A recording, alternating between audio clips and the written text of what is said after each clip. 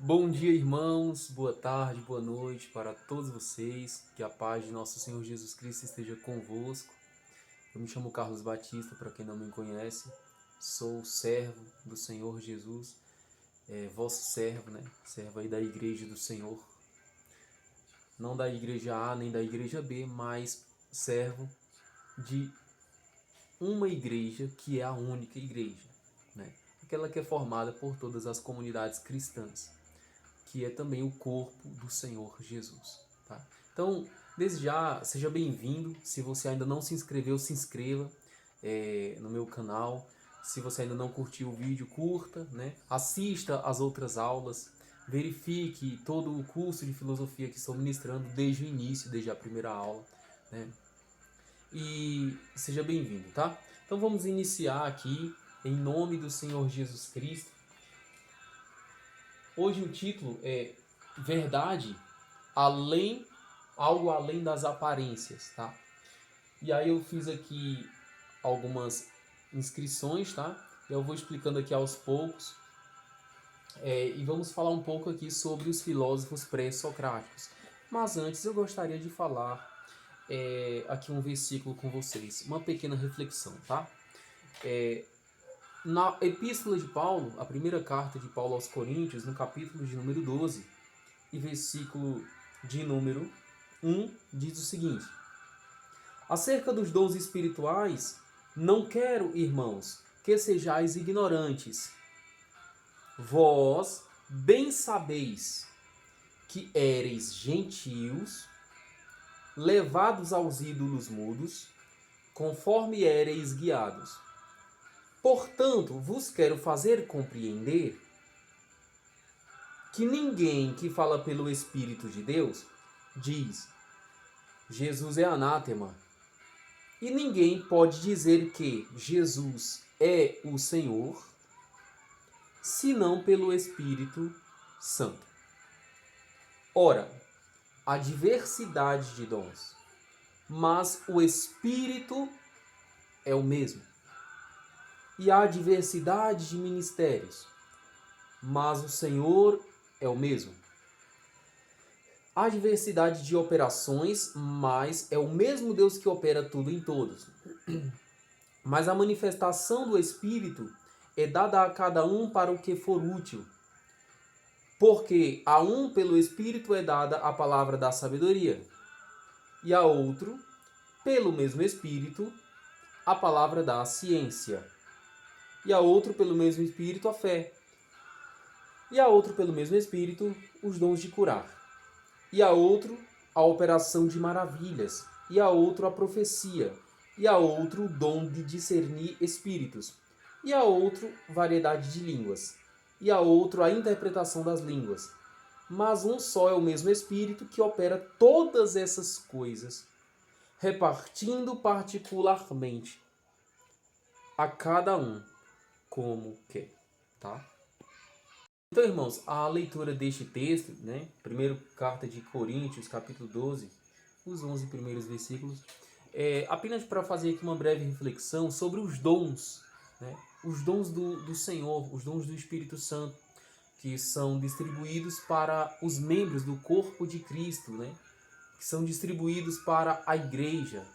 E um desses dons que eu gostaria aqui de ressaltar, que eu gostaria de chamar a atenção, é exatamente o dom da palavra da ciência, né? Então, esse dom, o dom da palavra da ciência, é nada mais, nada menos do que a ministração, que é, na verdade, uma capacidade que Deus dá para alguém, para algumas pessoas, né, da igreja, para que esta pessoa se torne um doutor, né, um doutor na ciência da verdade, né?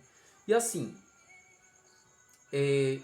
esse dom ele não vem por capacidade meramente humana, ele não vem pela aquisição, não se adquire o dom da ciência pelo estudo em si, né? Pela a capacitação de uma universidade. Não.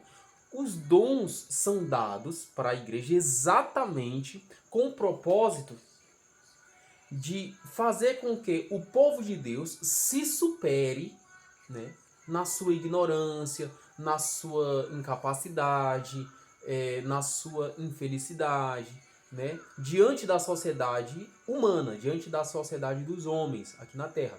Então os dons têm esse propósito, são dados para a igreja para que os cristãos eles venham se superarem, né? Superarem e ficarem em pé de igualdade ou até mesmo de superioridade com relação aos sábios do mundo, aos inteligentes do mundo, né? Com relação a tudo aquilo que no mundo é vantajoso e que os cristãos em sociedade não participam dessas vantagens, né? Isso se chama justiça de Deus. Na justiça de Deus, o que Deus faz é a equidade, né? Então, Deus eleva, né, a capacidade, Deus capacita aqueles que são incapazes, Deus fortalece os que são fracos, dá sabedoria ao que não tem sabedoria, dá inteligência ao que não é inteligente.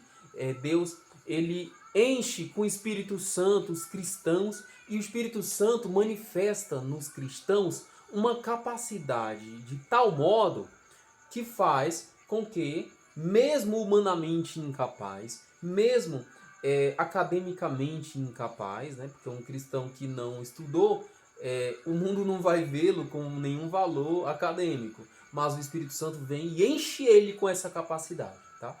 Então é nessa ótica que eu gostaria de fazer uma pequena reflexão, que Deus concedeu também o dom da ciência, né? E é exatamente essa ciência que eu estou ministrando neste momento para vocês. Então, se você ainda não entendeu o que é que eu estou fazendo aqui, eu estou ministrando a ciência da verdade, tá?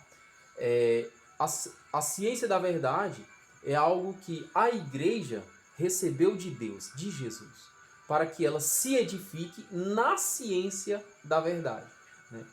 E quando a gente diz assim, a palavra de Deus, é justamente o que o apóstolo Paulo diz, a palavra da ciência, quer dizer, que é a palavra de Deus em forma de ciência, tá?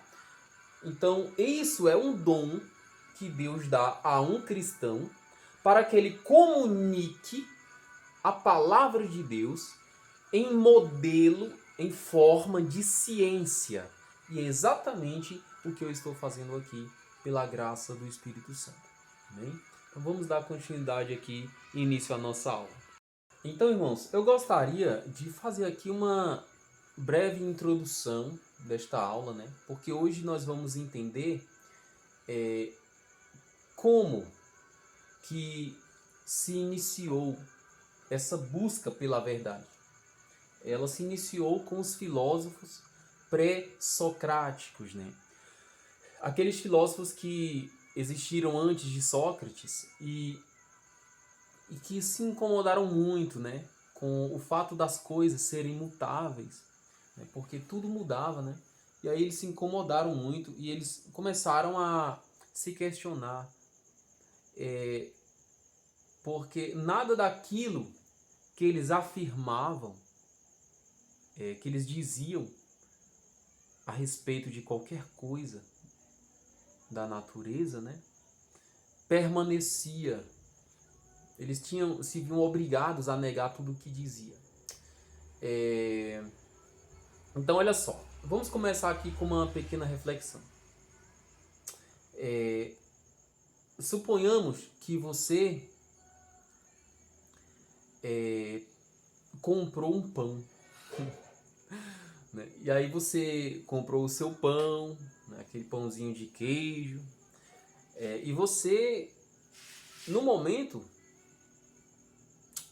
não comeu outra coisa e passou a fome e você guardou o pão. Né?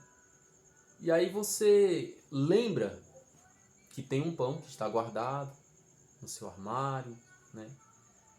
E de repente você esquece e não volta mais naquele lugar. E de repente você volta, depois de algum tempo, de ter deixado aquele pão esquecido naquele lugar.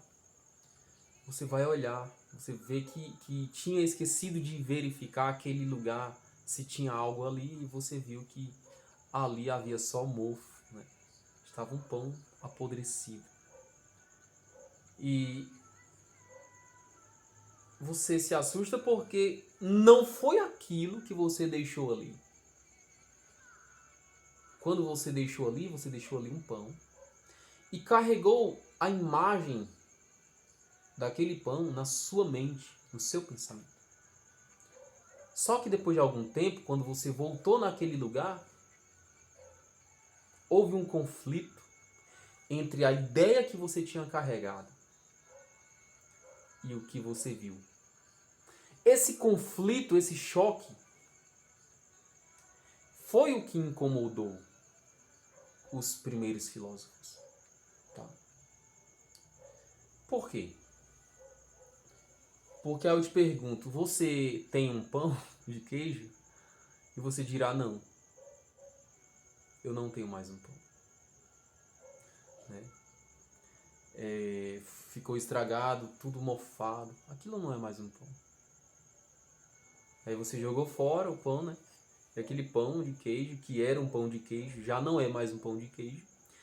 E a traça, todos os germes começaram a digerir tudo aquilo, enfim, e acabou-se. Tá? Eu te pergunto, este pão que você viu e guardou na sua memória, em seu estado conservado ainda, né? Está conservado só na sua mente ou ficou também conservado lá no armário? Ficou conservado só na sua mente, só no seu pensamento, né? Porque o do armário ele já não é pão mais, ele se tornou um nada. Foi apodrecendo e depois do estado de putrefação, eliminou-se, acabou-se, certo? Mas ele ficou na sua mente.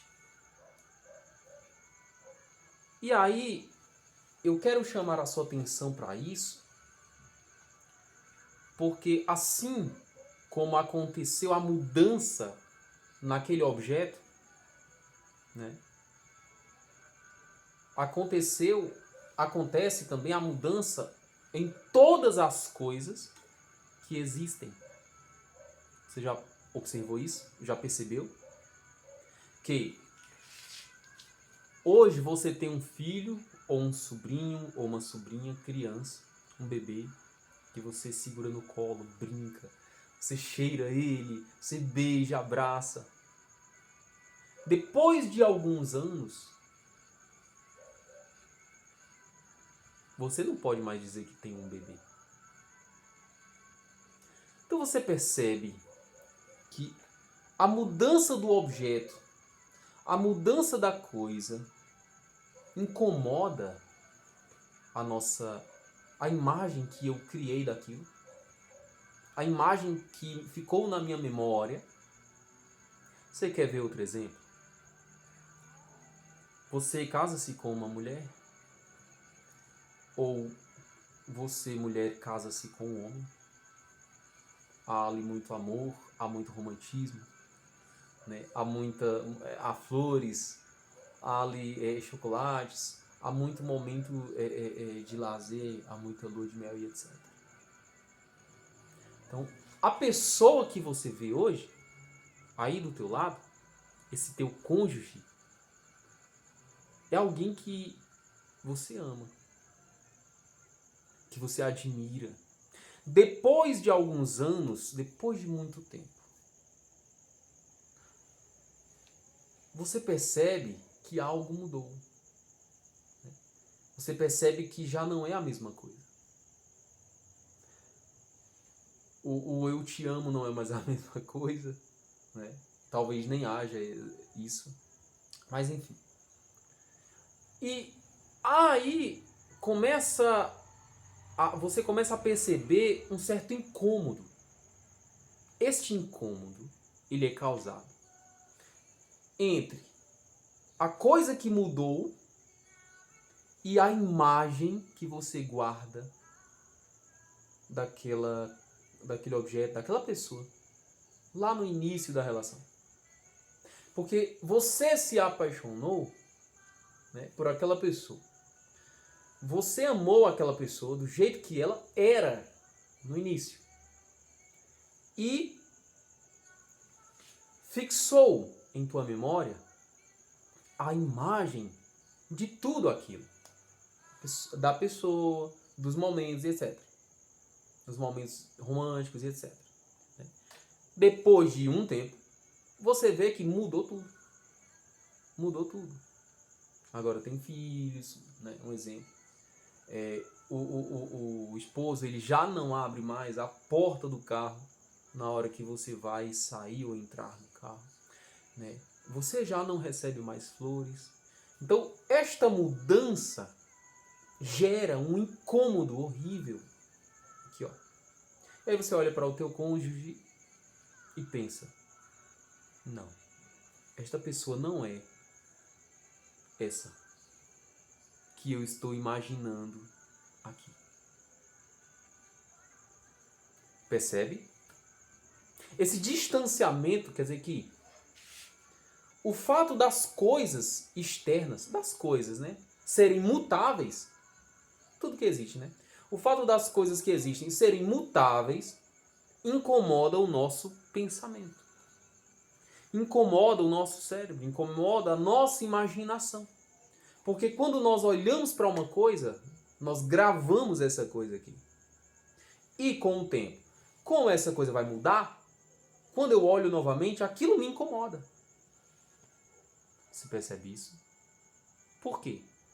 Porque aquilo que era lindo, perfeito, belo, do jeito que eu gostava, que me agradava, depois de muito tempo, já não é mais o que eu penso.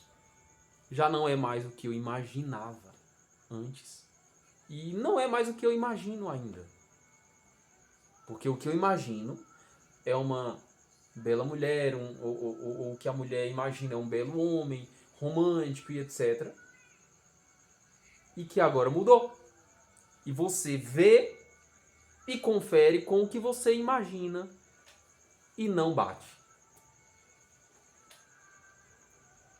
Certo?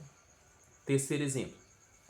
Você tem um bebê, né? Depois de muitos anos, por exemplo, afastado. Né? Dá um exemplo aqui. Vamos supor que você se afastou e depois de muitos anos esse bebê que você amava muito cresceu e mudou. E aí quando você se depara com ele, você tem aquele choque. Por quê? Não é um bebê. Então, aquele bebê que você cheirava, beijava, que você tinha fotos, se imaginou anos com o bebê, hoje é um homem adulto, é uma mulher adulta, e já não é mais aquele bebê. Isso incomoda nossa imaginação. Tá?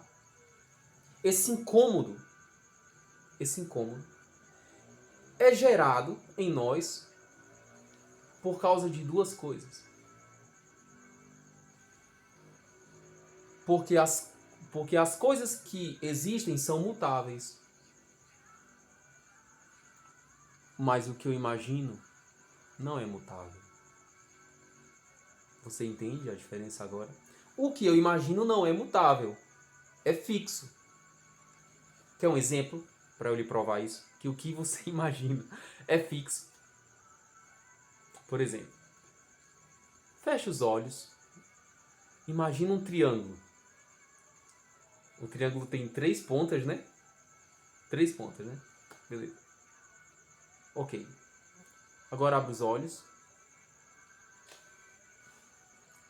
Observe que esse foi o seu primeiro ato de pensar um triângulo. Agora feche os olhos novamente. Pensa no triângulo. Abre os olhos. O primeiro triângulo que você pensou é o mesmo ou mudou? É o mesmo. Certo? É o mesmo. Então, assim, pode repetir isso mil vezes, tá? Que o triângulo, ele sempre vai ser um triângulo. O quadrado, se você pensar num quadrado, sempre vai ser um quadrado. Se você pensar num círculo, sempre vai ser um círculo. Em todos os atos, todas as vezes, na primeira, na segunda, na terceira, na quarta, na milésima vez, todas as vezes, embora a primeira vez que você pensa é diferente é o primeiro ato, o segundo ato é um segundo ato, o terceiro ato é um terceiro ato, mas todas as vezes que você realiza diversos atos e pensa no triângulo, é um triângulo. Pensa no círculo, é um círculo. No quadrado, é um quadrado. Então, o que está na nossa imaginação, ele não é mutável. Tá? Agora, o que está fora do nosso pensamento, o que existe fora do nosso pensamento, é mutável. Totalmente mutável. Diga-me uma coisa que existe fora do nosso pensamento, que não é mutável. Me diga. Escreva aí embaixo no comentário. Escreva, olha, isso e aquilo não são mutáveis. Não existe. Não existe nada que não seja mutável. Né? Então, como é que eu vou dizer que isto aqui, este objeto, ó, é uma borracha, tá? É uma borracha. E eu penso que é uma borracha. Porque eu vejo, né? Toco nela. Mas depois de tanto gastá-la, apagando, né? Que eu escrevo, ela vira um nada. E aí eu olho pra minha mão e cadê a borracha? Né? Então, assim, esse pensamento parece muito bobo. Mas foi exatamente isso o que incomodou os filósofos pré-socráticos. Né? Pois, quando ele dizia que uma criança é uma criança, depois de alguns anos, a própria criança obrigava eles a se desmentirem, certo? A própria criança, o fato da criança crescer e se tornar um adulto, este fato fazia eles se passarem por mentirosos. Porque como é que eu vou dizer que ele agora é uma criança? Se ele mudou. Como é que você vai dizer que o teu carro que você comprou há 20 anos é um carro novo? Né? Se ele talvez nem peças mais se encontra para consertá-lo, certo? Então, assim, o fato das coisas mudarem é o que incomoda, é o que incomodou os filósofos pré-socráticos, né? E com certeza eles viram que as coisas que possuíam aparência, todas as coisas que possuíam aparência eram mutáveis, mudavam o tempo todo. Então não tinha como eles afirmar que uma semente era uma semente se, depois de plantada, ela se transformava numa árvore frondosa. Não tinha como eles dizer que a árvore era uma árvore se depois vinha alguém com um machado, um lenhador, né? E cortava a árvore e dela fazia uma mesa e uma cadeira. E aí eles tinham que negar que aquela coisa era semente, porque agora é uma mesa e uma cadeira. E não tinha também como eles dizer que era uma árvore, Então eles tinham que se negar. Eles tinham que negar que aquela mesa e aquela cadeira não é uma árvore. É uma mesa e uma cadeira. Então depois que a mesa e a cadeira perdiam o seu tempo de uso, a sua vida útil, como se chama, né? Elas se quebravam ou eram queimados, né? Quer dizer, mesas e cadeiras eram queimados e aí se transformavam em cinza, né? E essa cinza, os filósofos, ou eu ou você, não podemos dizer que essas cinzas são uma cadeira e uma mesa. Então quer dizer que quando eu disse que era uma semente, eu tive que entender, né?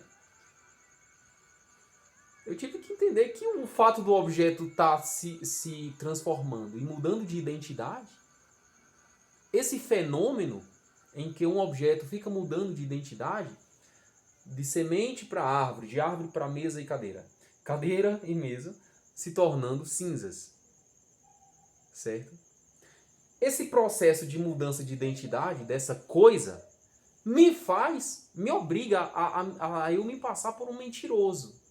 Você me entende? Então quer dizer que o que é isso? É uma semente? Ou é uma árvore? Ou é uma mesa?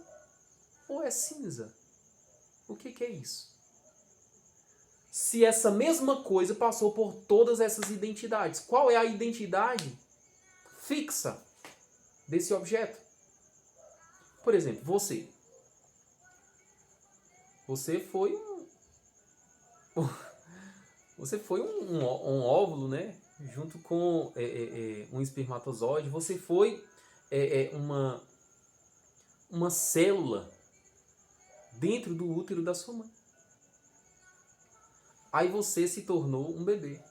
Você se tornou um feto, um bebê. Você se tornou um jovem, né? Um adolescente. Você se tornou um homem ou uma mulher. Um idoso, uma pessoa idosa. Né? Então, o que significa isso?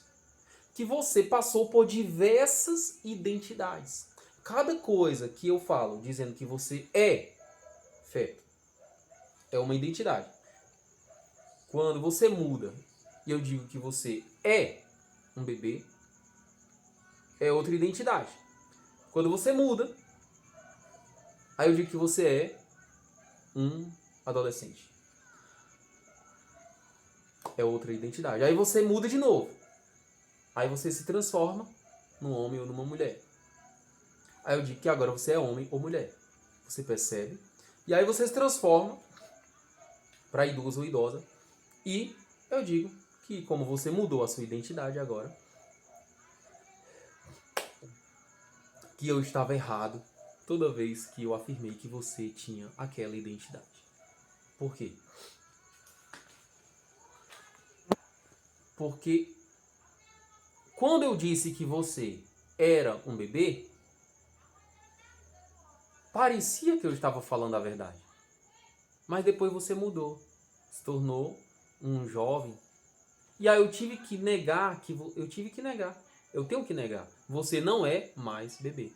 Então quando eu digo que você não é mais bebê, sendo que depois eu digo que antes eu tinha falado que você era bebê, então eu estou negando a primeira fala que eu disse, dizendo que você é bebê. Agora digo que você não é mais. Né? Então o fato de eu afirmar que você é uma coisa e você evolui, tá? Me fazendo negar que você era o que você era antes, que você agora não é mais bebê, ou que você agora não é mais um jovem, que você agora não é mais um adulto, sendo que eu disse tudo isso antes. Esse fenômeno é o que incomoda os filósofos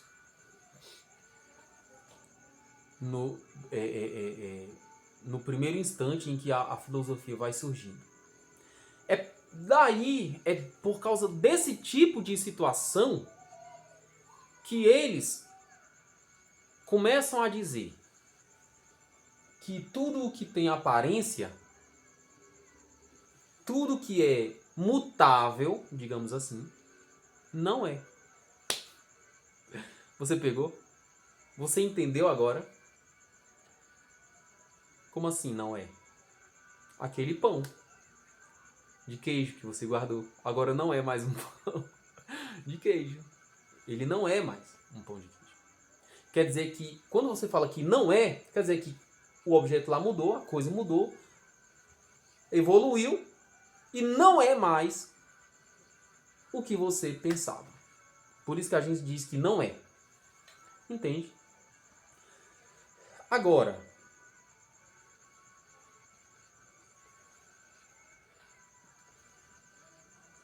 os filósofos pré-socráticos começaram a entender o seguinte: que não existia a verdade nas coisas aparentes. Que a verdade não estava nas coisas aparentes. Porque tudo que eu dizia, isso aqui é uma cadeira.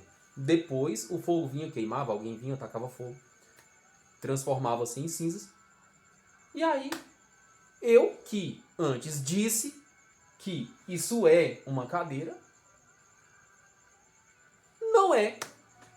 não é mais uma cadeira. Por isso,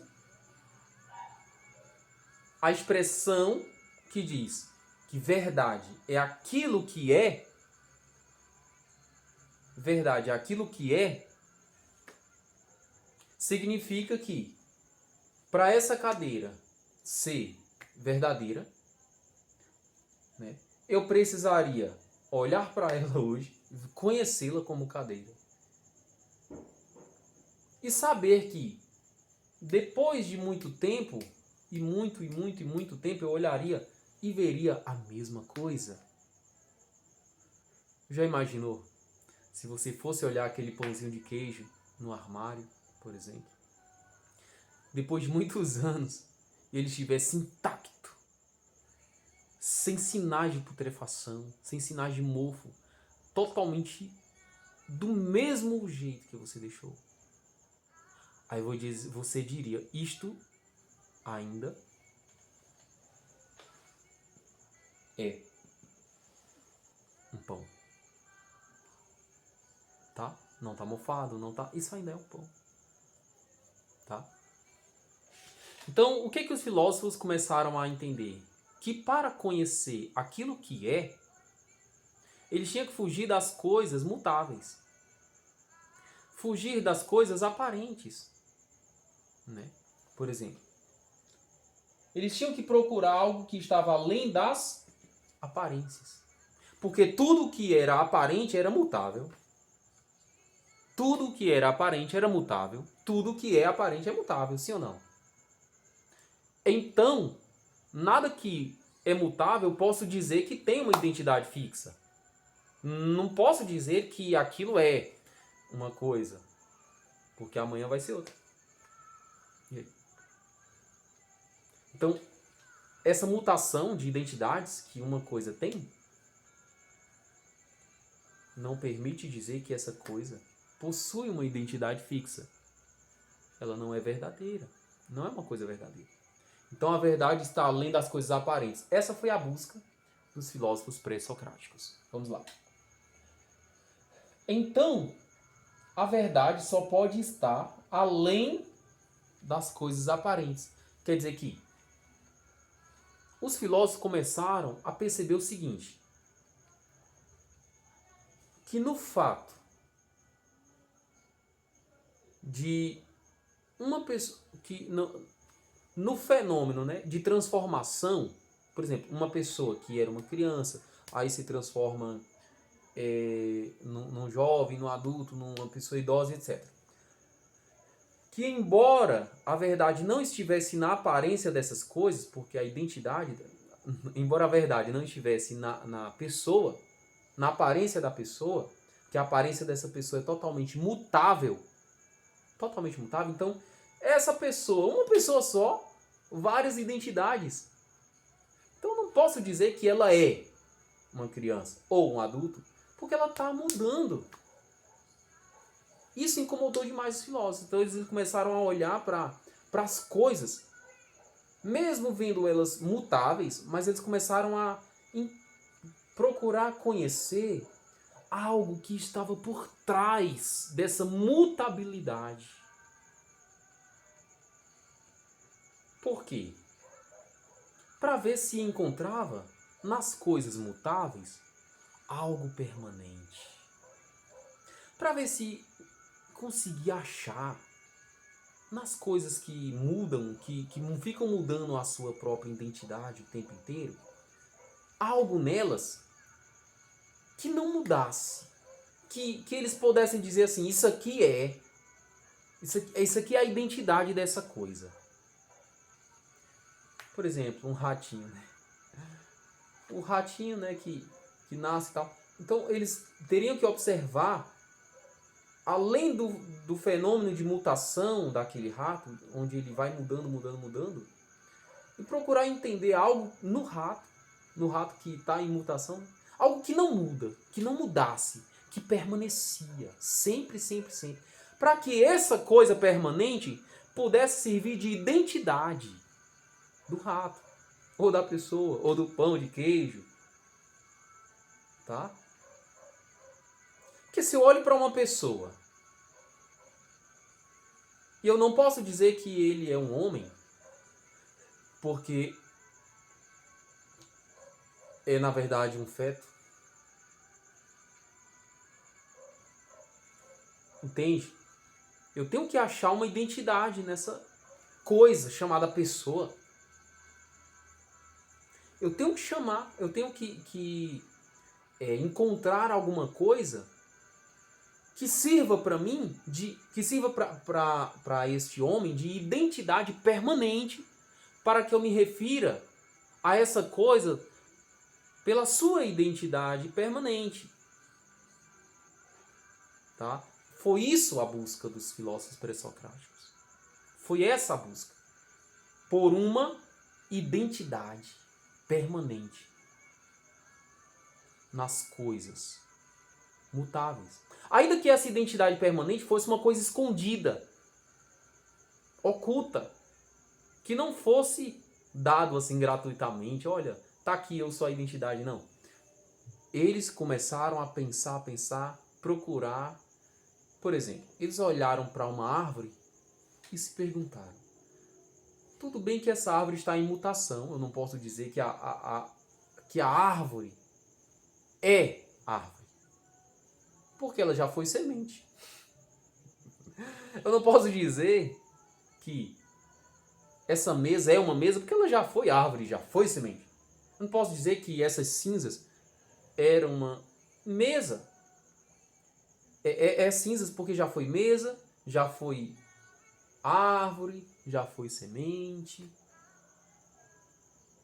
Como eu não posso afirmar nenhuma identidade fixa, eu não posso dizer que isso é algo. Não posso dizer que isto é coisa alguma. Portanto, vamos procurar na árvore.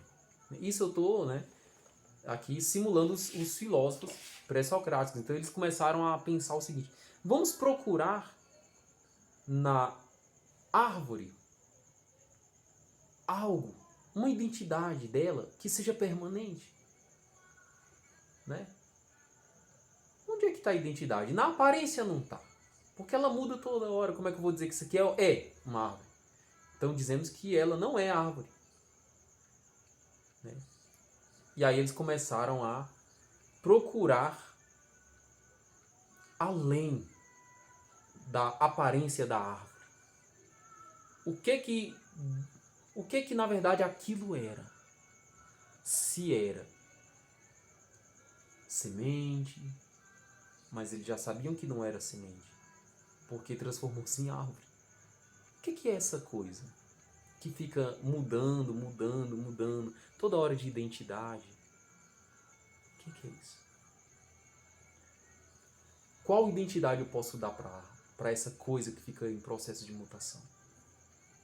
Porque se eu achar uma identidade que não muda nunca, nessa coisa, eu vou dizer que essa identidade é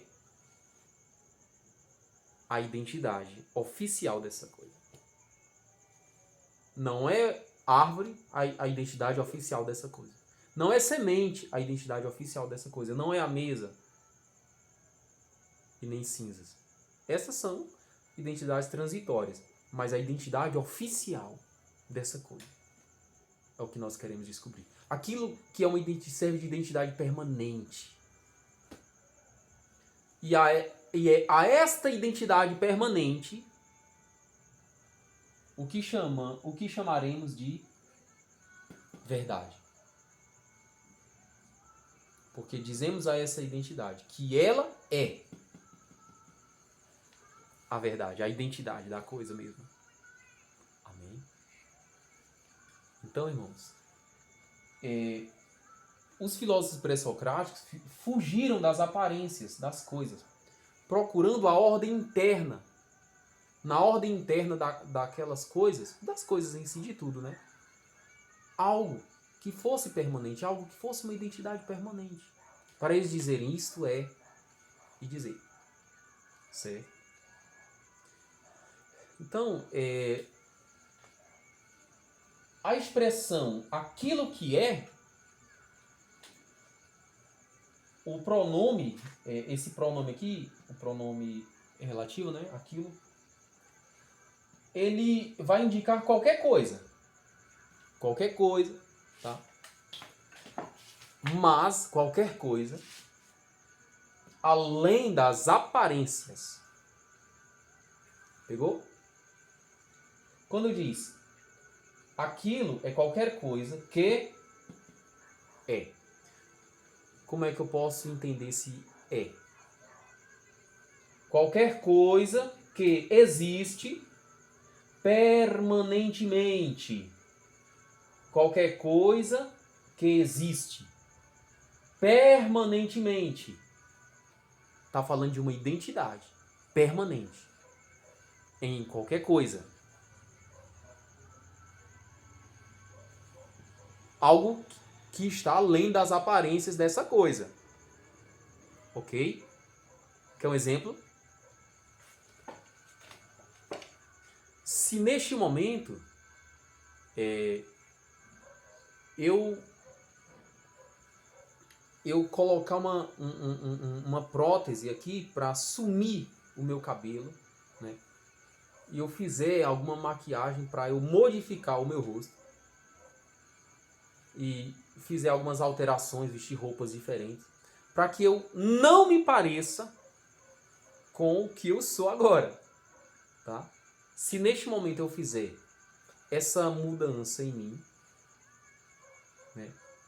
Se neste momento eu fizer essa mudança em mim, então a expressão, aquilo que os filósofos definiram, procura identificar-me não com o que eu estou mostrando, se é essa aparência ou se é a transformação que eu fiz em mim. Por exemplo,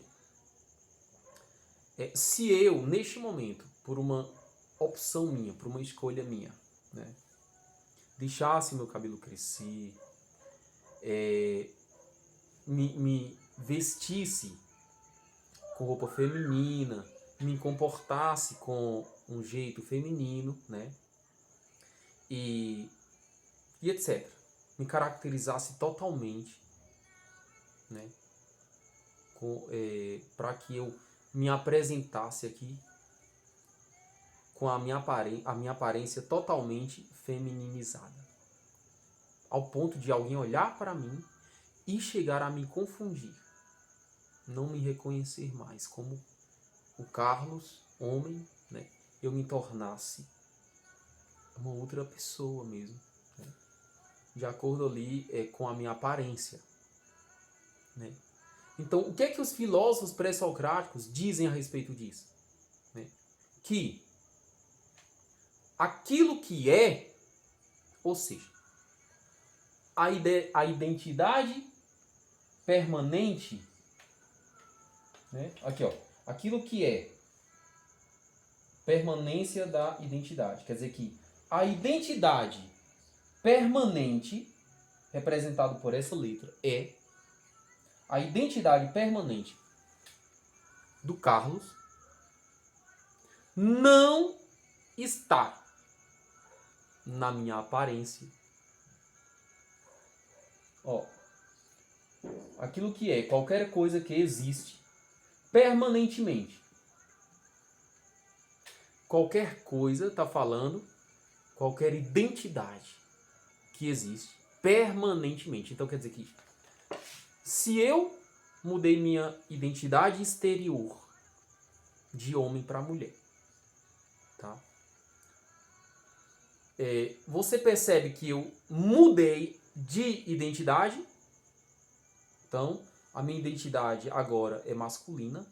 E depois de uma transformação exterior, né, eu agora me mostro, agora eu me apresento mulher. Quer dizer que houve uma troca de identidade de homem para mulher. Percebe? Isso não tem diferença na troca de identidade de uma semente para uma árvore. Você percebe? Agora, há a seguinte questão. Os filósofos pré-socráticos, eles dizem que a verdade, ou seja, a identidade permanente, verdade, entenda por identidade permanente, não está no exterior, nas aparências. Quer dizer que eu mudei. Então, se eu mudei a minha identidade permanente, a minha identidade permanente não está no exterior, na minha aparência. Eles dizem, ensinam que a verdade, quer dizer, a identidade permanente está depois da aparência. Depois da aparência de identidades mutáveis. De uma pessoa, de uma coisa, de um ser. Você me entende? Então, os filósofos pré-socráticos buscavam a identidade permanente das coisas. Quer dizer que se eu mudei, eu deixei de me parecer com homem, agora eu me pareço com mulher, quer dizer que eu mudei a minha identidade, o que acontece? Em mim, né, deve haver uma identidade permanente, e é essa identidade permanente que os filósofos pré-socráticos buscavam nas coisas. Tipo, por exemplo, tem o lagarto e tem a borboleta. E ela passa por uma transformação no casulo. Percebe que ela muda de identidade? Ora borboleta e depois ora lagarto, né? E depois borboleta. Quer dizer que ela voa, tem um aspecto, uma identidade totalmente diferente. E aí os filósofos olhavam para este ser e diziam: qual é a identidade permanente disso aqui? Então é esse tipo de identidade permanente que eles chamam de verdade. Tá?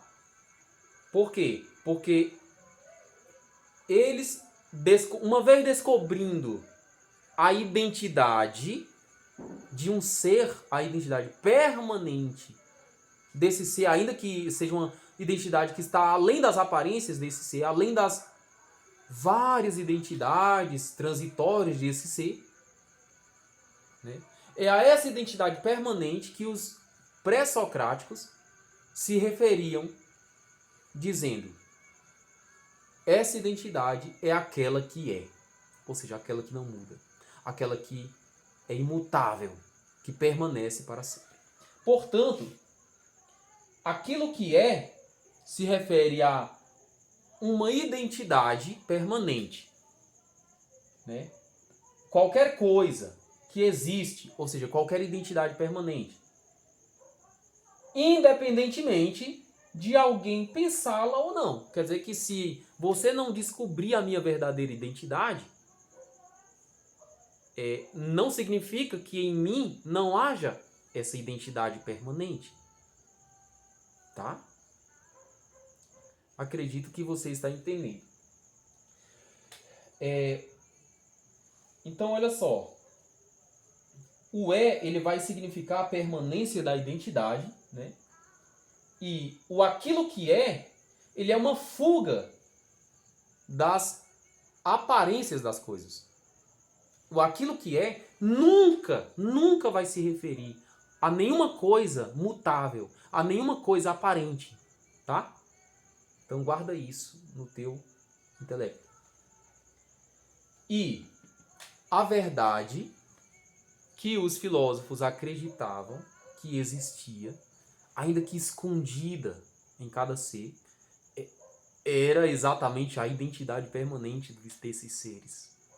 Tá? Ao que eles chamavam de logos. Então, eu quero parar por aqui. O vídeo já está bem longo, vai ficar muito ruim de eu processar. Que Deus abençoe você. Comente aí no vídeo se você entendeu tudo, se não, que aí eu posso ir tirando as dúvidas, tá bom? Então, Deus abençoe. Fique na paz do Senhor Jesus. Se lembre que isso aqui é a continuação, tá, da primeira aula. E em nome do Senhor Jesus, nós vamos definir, delinear muito bem o que é a verdade. Tá? Lembre-se que ainda vou falar sobre o que é também a vaidade, tá bom? Então Deus o abençoe em nome de Jesus.